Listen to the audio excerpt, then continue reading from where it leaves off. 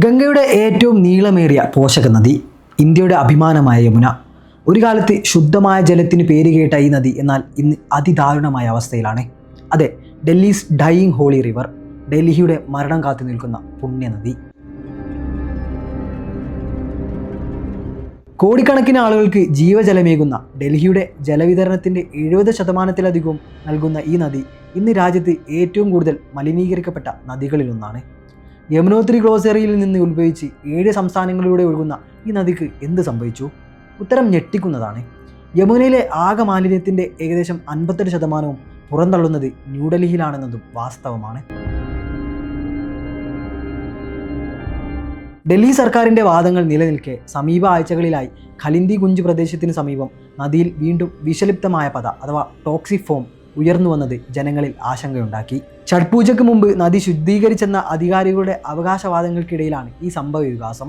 അധികാരികൾ ഈ വിഷപ്പത മാറ്റാൻ ചെയ്തതെന്താണെന്നറിയാമോ? നദിയിൽ ഡീഫോമിംഗ് കെമിക്കലുകൾ ആവർത്തിച്ച് സ്പ്രേ ചെയ്യുകയും സ്പ്രിംഗ്ലറുകൾ ഉപയോഗിച്ച് പത മാറ്റാൻ ശ്രമിക്കുകയും ചെയ്തു. ഇത് യഥാർത്ഥ പരിഹാരമാണോ? യമുനയുടെ ശുചീകരണത്തിനായി 2017-നും 2022-നും ഇടയിൽ 6800 കോടി രൂപയിലധികം ചെലവഴിച്ചു. എന്നിട്ടും നദിയുടെ അടിസ്ഥാനപരമായ പ്രശ്നങ്ങൾക്ക് ഒരു പരിഹാരവും ഉണ്ടായിട്ടില്ല. പ്രതിദിനം 641 മില്യൺ ലിറ്റർ സംസ്കരിക്കാത്ത മലിനജലമാണ് ഡൽഹി യമുനയിലേക്ക് ഒഴുക്കിവിടുന്നത്. ഇതിനു പുറമെ വ്യവസായ മാലിന്യങ്ങൾ വേറെയും. ഡൽഹി പൊല്യൂഷൻ കൺട്രോൾ കമ്മിറ്റിയുടെ റിപ്പോർട്ട് അനുസരിച്ച് 28 വ്യാവസായിക മേഖലകളിലെ 13 പൊതുമലിനജല ശുദ്ധീകരണ പ്ലാന്റുകളിൽ 6 പരിസ്ഥിതി മാനദണ്ഡങ്ങൾ പാലിക്കുന്നതിൽ പരാജയപ്പെട്ടു. അതായത് നിയന്ത്രണങ്ങളില്ലാതെ വ്യവസായ മാലിന്യം നദിയിൽ പ്രവേശിക്കുന്നത് തുടരുകയാണ്. രാഷ്ട്രീയ നേതാക്കൾ നദി ശുചീകരണത്തിൽ ദീർഘകാലാടിസ്ഥാനത്തിലുള്ള പരിഹാരങ്ങൾ നടപ്പാക്കുന്നതിന് പകരം രാഷ്ട്രീയ നാടകങ്ങളാണ് കളിക്കുന്നതെന്ന് പ്രതിപക്ഷം ആരോപിക്കുന്നു. നദി ശുദ്ധീകരിക്കപ്പെട്ടു എന്ന് വിശ്വസിക്കുന്നുണ്ടെങ്കിൽ യമുനയിലെ വെള്ളം കുടിക്കാൻ അധികാരികളെ അവർ ആവർത്തിച്ച് വെല്ലുവിളിച്ചിരുന്നു. എന്നാൽ ആ വെല്ലുവിളി ഏറ്റെടുക്കാൻ ആരും തയ്യാറായില്ല.